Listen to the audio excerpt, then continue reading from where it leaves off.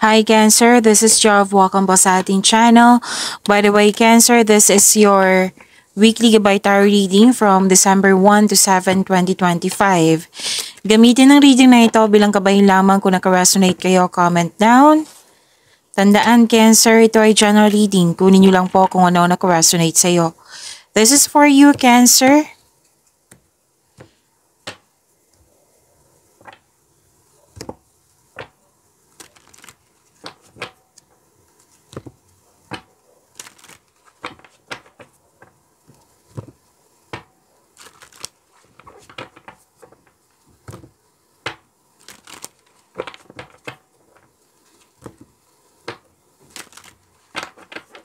Para po ito sa iyo, Cancer, ngayong December 1 to 7, 2025.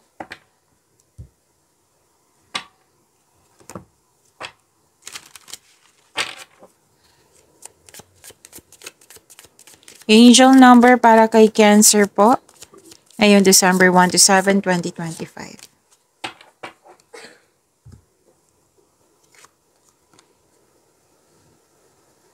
Angel number 111. Sabi po dito, angels are ready to fully support. Again, angels are ready to fully support you in this endeavor so that you can co-create with the universe a life you love.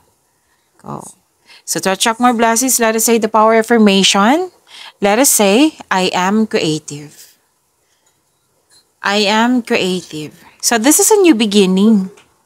May bagong simula. And you are divinely guided, sinusuportahan ka. At sinabi din dito na binigay sa iyo yung tools. Actually, for me, this is an answered prayer Binigay sa iyo at kailangan mong bigyan ng aksyon para may sakatuparan yung layunin mo sa buhay. Okay? So this is angel number 111.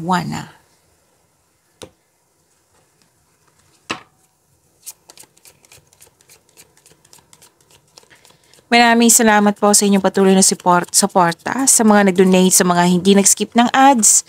Maraming salamat po.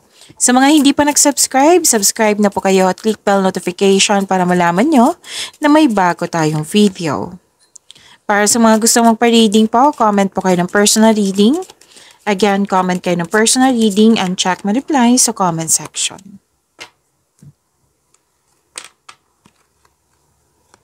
Wow, dalawang card na mismo nagsabi dito, Cancer, na prosperity is yours.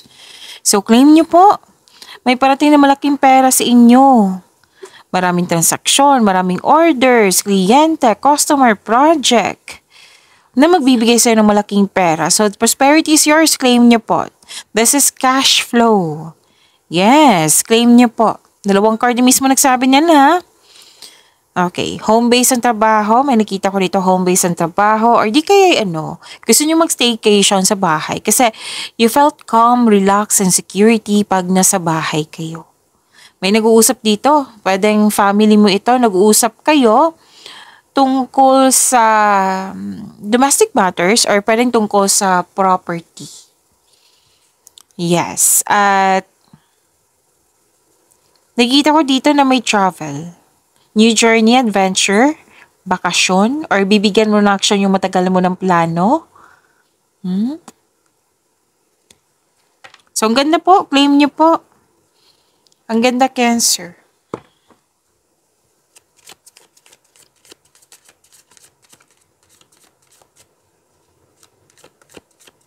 Energy ni Cancer. Ngayon, December 1 to 7, 2025. Andito po si Angel of Magic.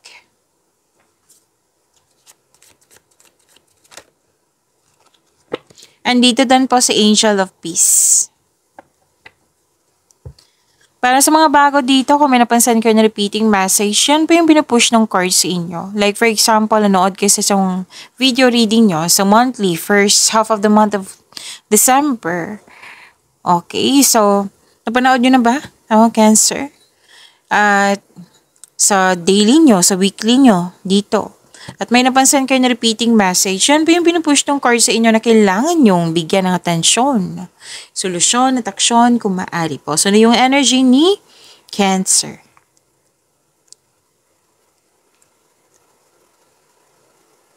Okay. Ang ganda oh. Angel number 111. 1 din ito. New beginning po. Okay, granted yung manifestation mo. Yes. Please expect na magiging busy kayo ngayon. Gamit na gamit yung skills mo.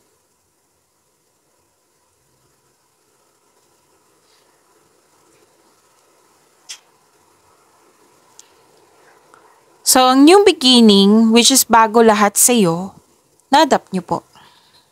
Kasi, nakikita ko dito, you're very interested sa new beginning na ito. So, yun po ha, granted yung manifestation mo. May parating na blessings. This is to remind you na this coming opportunity will be used for clear intention. Habang ginagawa mo ito with clear intention talaga para magtagumpay ito. You're a very talented person. Lahat gagawin para makuha ang gusto. So, with the divine assistance, all things are possible. Please know that you're divinely guided. You can make your imagination real. Ito yung sinabi dito kanina, di ba? You're divinely guided. O ginagabayan ka sa mga bagong simulan na ito. Yan. Pwede din, nagmamanifest ka. Hindi lang to sa trabaho. Pwede din sa buhay pag-ibig to. Nagmanifest ka ng wonderful relationship. So, your manifest will be granted soon. Huwag kayong mag-alala. Basta pay attention lang kayo sa pagbalanse sa inyong emotion, with your positive thoughts, while remaining grounded and passionate. Okay? Para ma-attract mo yung green flag na tao. Ma-influence mo, kumbaga. Oo. Ayusin ko lang. Baka naguluhan kayo. Para ma-attract mo yung green flag na tao, yung influence is, it might be this is about your partner. Okay? Partner to eh. Partnership. So, para ma-attract mo yung, anong tawag dito? Ma-influence mo. Okay? So, sa pagkakaroon ng green flag. Sana kuha nyo yung tinumbok ko. Inayos ko kasi. Okay.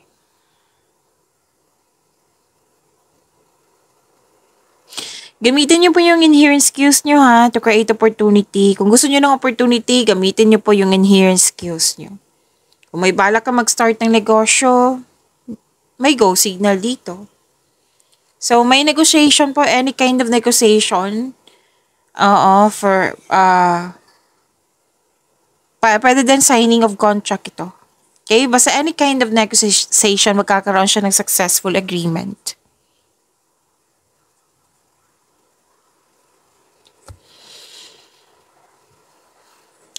Nagkaroon ng pagkakaisa, nagkaroon ng divine timing. Moderation, tranquility, serenity, katahimikan. Oo. May nagtutulungan. Yes, combination of forces po. May realization. Opo. At full of positivity ka dito which is ang ganda. Dalawang card mismo nagsabi dito that you are divinely guided. Alam mo ba, sinabi ng card nyo dito na magbibigay ng tulong ang universe sa iyo sa pamamagitan ng isang tao. Natutulungan ka niya. Again, si universe magbibigay ng blessings. Oo, na ibibigay niya sa pamamagitan ng isang tao para ibigay sa iyo. Kaya have patience as the universe goes to bring po. Ayusin ko lang. Have patience as the universe goes to work to bring your desires into reality. Kaya nga sinabi ng dalawang card mo dito, lahat ng desires mo dyan magkakaroon ng reality basta bibigyan mo lang siya ng aksyon at makinig sa inyong intuition. Bigyan ng konkretong plano para magtagumpay ito. Dalawang card mismo nagsabi niyan. So, seek balance and create a calm atmosphere.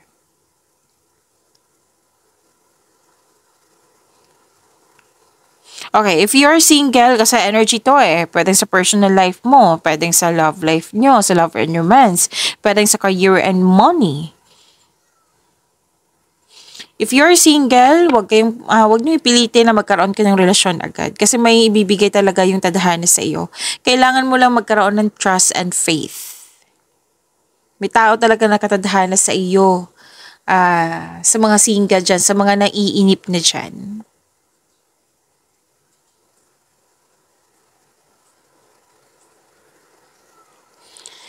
Sa mga relasyon, okay, may emotional intense dito eh. Yung malakas, kumbaga taas ng trust level nyo sa isa't isa. Okay, may masungit dito. Pero, or masungit where you're very sensitive. Pero nagbigay ka ng mahabang pasensya. Naintindihan mo kung bakit masungit, kung bakit sensitive. And may advice ang card nyo dito regarding sa money. Na pay attention kayo sa income nyo at sa paggasta. Kumbaga, control, monitor, and save.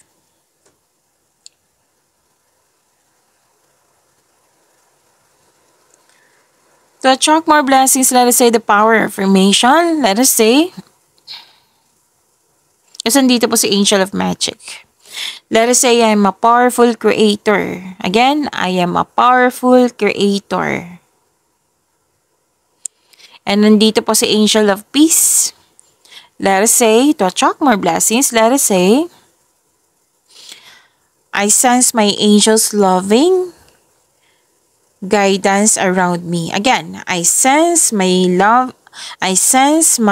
angels loving guidance around me. Cancer, 1, 2, 3. Sinasabi dito that you are divinely guided. Ginagabayan ka. Okay? Okay, so kasi may nag-request Cancer. May nag-request ng Tagalog. So, sa ka-Angel of Magic, to attract more blessings, let us say the power affirmation. Let us say, ako ay isang makapangyarihang manlilikha. Angel of Peace, nararamdaman ko ang mapagmahal na patnubay ng aking anghel sa paligid ko.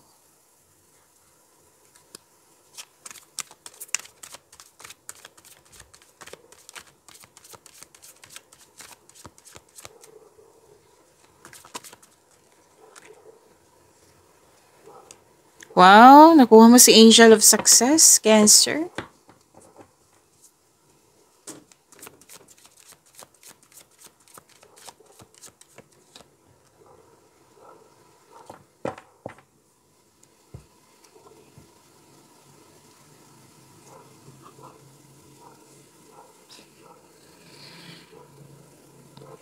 So, career and money niyo po, may successful completion. You're reaping rewards, may accomplishment, may success, perfect time, recognition. Yes, perfect situation. Maaring may parating na gantimpala or positibong resulta sa inyong mga ginagawa. So, celebrate your wins and acknowledge how far you've come and you are now ready to begin a new journey. May nakita ko dito tapos ng construction ng dream house mo. So, this card tells you na everything you have worked for is coming together.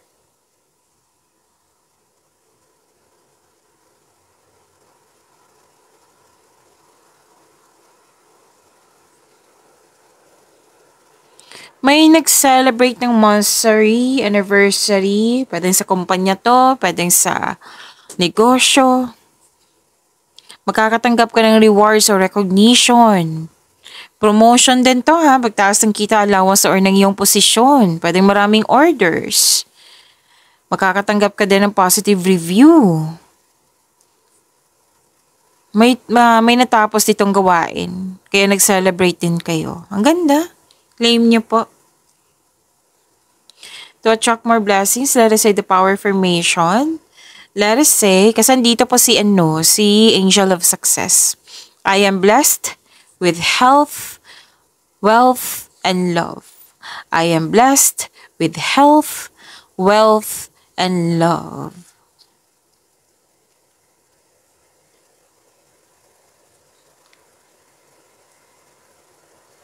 May parating na opportunity po and your finances are improving also.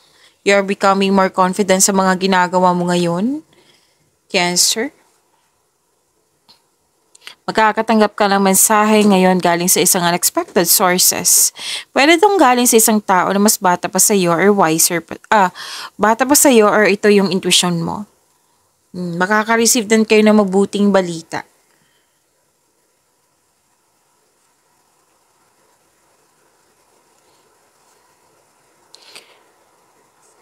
Okay, this card tells you na, di ba may sabi kanina na opportunity? May sinabi din dito na job opportunity or new source of income na maaring maka-enhance sa iyong kaperahan. So, wag mong palampasin ng pagkakataon na ito, Cancer.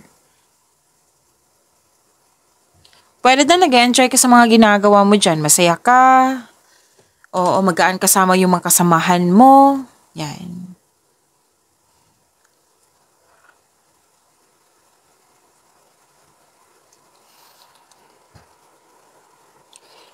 Okay, sinabi ng card dito na magaling ka sa iyong mga ginagawa. Sinabi din na yung card dito na magaling ka na leader. Okay? Stable ka na sa napili mong career. Stable ka rin sa financial mo.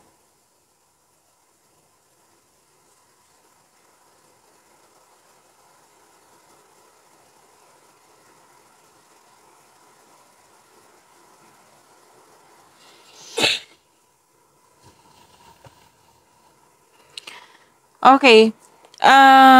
Pwedeng nakaranas ka na ng pagod, pero malapit mo namang matapos yung mga ginagawa mo dyan. Pwede din na-distract ka. Oo. So, sabi ng card dito, huwag nyo hayaan na ma-distract kayo na mas stop ang yung ginagawa dyan. So, you have to move forward. Tapusin mo yung mga nag-aantay na gawain. Okay? Huwag ka sumuko. Oras na para gawin ang huling hakbang tungo sa pagtatapos ng isang proyekto, pagtatapos ng matagalang pagsusumikap.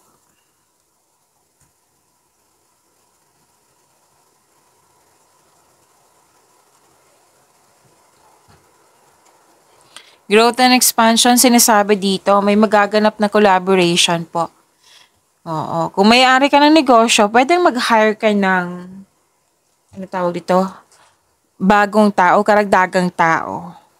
Pwede din na ikaw yung na-hired as dagdag empleyado.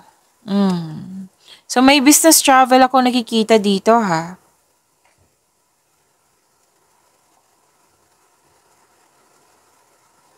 Sobrang pagod ka dito, oh.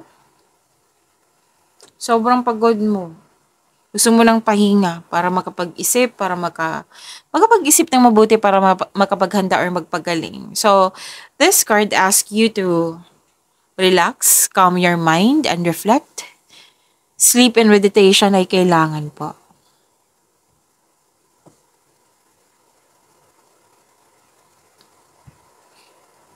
Nakakaramdam ka ng pagod, oh. So, kung pagod talaga, sobrang pagod, pahinga muna. Kung kaya mo naman tapusin yung mga ginagawa nyo, tapusin nyo na para makapagbakasyon na kayo. Para rest day na kayo. Kasi may nakita ko dito kanina, di ba, na gusto nyo mag-relax sa inyong bahay kasi you felt calm, relax, and security pag nasa bahay kayo. Kasi ang pagpahinga po ay nakapagbigay ng increased productivity and a healthier mental state.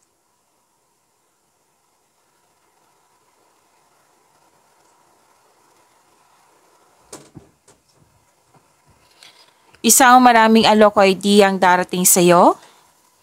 Opo. Busy kayo sa mga ginagawa nyo. Kailangan kuminto. Kasi may tinanong yung bata sa akin, kailangan kong sagutin. Okay. So, isang maraming alok idea ang darating sa'yo. Busy. Okay? May parating na exciting new opportunities na at the same time, magiging busy kayo. Which is good, di ba? New journey ito, by the way. Which is sinabi dito, di ba? New journey, new beginning. Okay. Financial stability pa rin. Wow. Nagkaroon ng abundance sa kaperahan niyo po.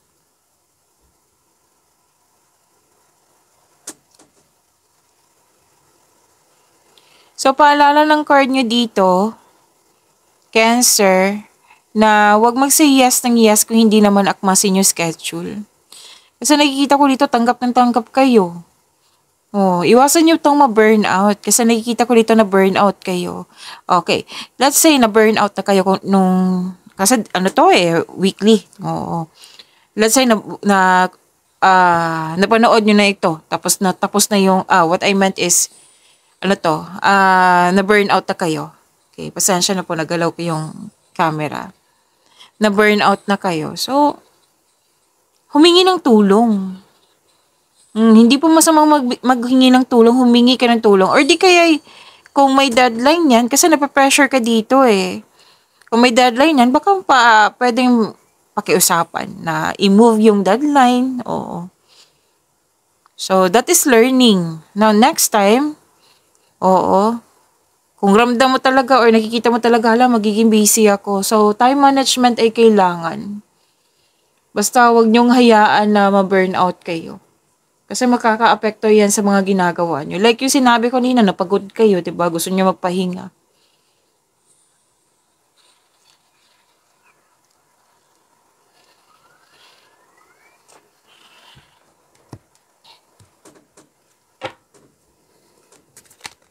Oops. Gusto niyong lumabas? Kunin na natin ha. This is about your love life, self-love, partnership, and romance. So talagang lumabas agad.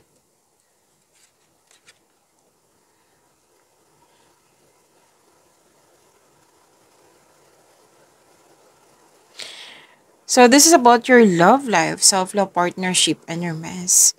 Para sa mga single, wag mag-alinlangan na mag-invest sa bagong relasyon. Kasi mukhang may nagugustuhan ka or may nagkagusto sa iyo.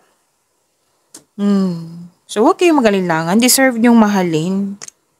Pero if you're not ready talaga, kailangan nyo ng time for reflection. Baka ready na kayong i-forgive yung nakaraan. Forgive the person, forgive the situation, forgive yourself, of course. Oo. Ay, paano yan, Miss Jab? Usually, nakikita ko sa comment section yan eh. Ay, hindi ko lang alam kung ano yung sign na iyon. Na, ayun, paano, Miss Jab? Hindi naman siya humingi ng tawad. Umintay na maghihingi siya ng tawad sa iyo. We can forgive this person through your mind and heart. Kung kaya mo na siyang kausapin, then do it. Kung kaya mo siyang mag-send ka ng message na napatawad na kita, then do it. Kung message ba, email niya, kung let's say may trauma ka pa, ayaw mo marinig yung boses niya, pwede naman, email, SMS, yan. Kung ayaw nyo talaga, then you can forgive this person through your mind and heart. The best way to do is i-pray nyo po. I-pray nyo po na isuko mo siya kay God. I-mention mo yung full name niya. Na sabihan mo, kasi kahit hindi mo yan sasabihin, alam niya ni God. Maging totoo ka sa sarili mo. God, ituro mo sa akin kung paano magpatawad. Gusto ko na mong patawarin din yung sarili ko. Please turuan niyo po ko, tulungan niyo po ako. Hingi ka ng divine assistance. Okay?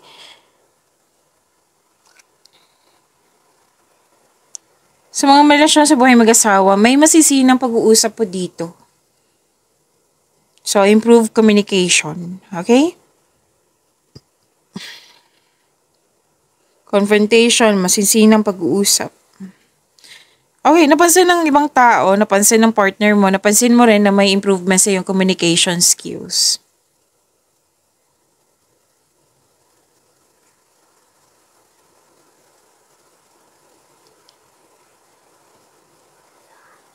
Makaka-receive ka ng regalo or tulong mula sa inyong family, kaibigan, or partner mo. Yes. Pero nag-alinlangan kayong tanggapin nito. Bakit naman? Okay, naunawaan ko naman. Kasi may tao talagang ganyan na yung mahilig, cancer, di ba? Mahilig kayo magbigay ng regalo or tulong. Oo, ugali nyo yan. Kaya lang nahihirapan ng ilan sa inyo na magtanggap ng regalo or tulong. Kasi feeling mo, obligado mo rin magbigay, ganun. So, sabi kasi ng card dito, kung gaano ka kasaya magbigay ng tulong sa kapwa mo, ganun din sila. So, give back kung kaya mo, may sobra ka. Kung magiging komportable ka sa pagtanggap ng tulong na ito, mas maraming kasaganaan nagdadaloy sa iyong buhay. Remember yung sinabi ko kanina, na may binigay si God sa inyo, na pinadaan niya sa isang tao para tulungan ka. Oh. So, mag-isipan niya na mabuti. Pero din ikaw yung nagbigay ng tulong, ha?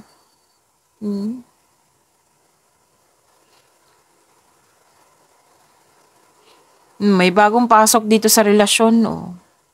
Or nagkabalikan, nagkasundo, nagkabate.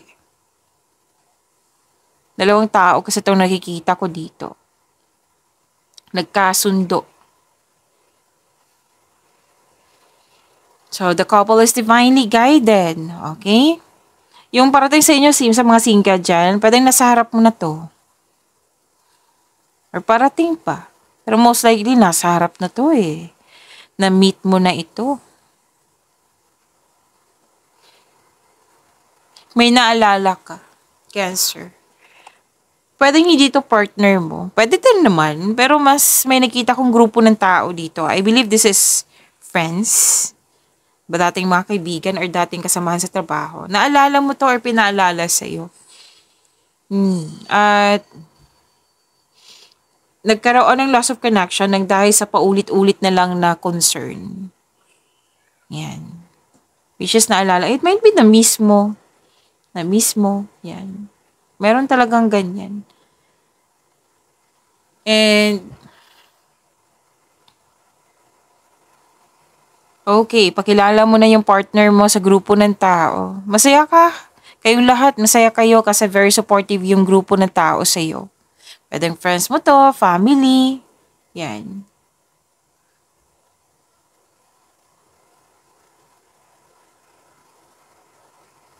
May sikretong mabubulgar, oh. Mag-uusap talaga kayo. Di ba kanina magkakaroon kayo ng pag-uusap. So, na masinsinan. Kasi may natuklasan na sikretong mabubulgar nga. Magkaroon kayo ng honest conversation. Pero huwag kayong mag-alala ha, kasi may nakita ko dito ang pagkakaayos, healing from the past and feeling hopeful for the future. Di ba sabi ko kanina, may nagkabalikan, may nagkakaroon ng pagkakasundo, nagkaayos, yan. Para sa mga single, you're in a process on healing. Kasi nga 'di ba, sabi kanina na may naalala na kayo. So this is important kasi at least okay, nasa process na kayo ng healing. Single ka man, may relasyon sa buhay mag-asawa. Pwede sa person mo to, ex mo to, sa matalik mo kaibigan, yung grupo ng tao na binanggit ko. So may pag-asa kang madama, maging positibo at gumawa ng paraan. Okay? May bigla ang pagbabago. Sekreto talagang sinasabi dito. Dalawang card na mismo nagsabi dito. Oh. Sekreto. Na parating which may be shocking.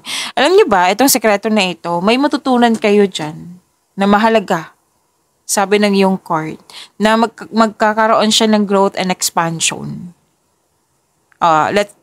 For example pa, para hindi kayo maguluhan.